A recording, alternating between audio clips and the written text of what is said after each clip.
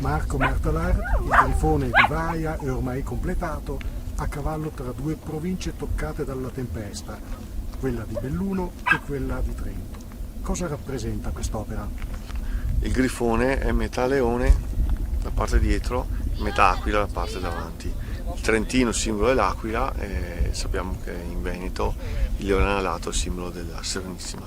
Per questo ho voluto fare questa fusione proprio in terra di confine, dove ci sono anche stati proprio dei combattimenti, proprio qui dietro ci sono delle trincee. Mi piaceva questa fusione anche per pensare a come che due popolazioni che in realtà sono molto simili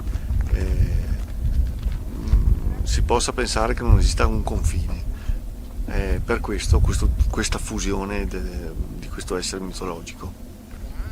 Come è stato realizzato all'atto pratico il grifone di Vaia? Praticamente all'interno c'è una struttura, bisogna pensare come uno scheletro, sempre fatto in legno di larici, murali e tavole, che diciamo ripropone la figura come è in dimensioni, come la si vede.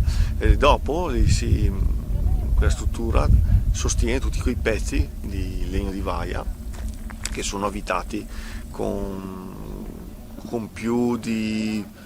a occhio sono più di 3.000 viti e quindi circa 1.500-2.000 pezzi di legno. Quanto lavoro è stato necessario per realizzare il grifone? All'incirca 2 mesi qua sul posto, poi c'è una parte della raccolta del legname che abbiamo fatto i mesi precedenti, qualche giornata, con l'associazione Amici del Grifone, e quindi lì è stato un po' più veloce perché eravamo in 7-8 persone che hanno raccolto.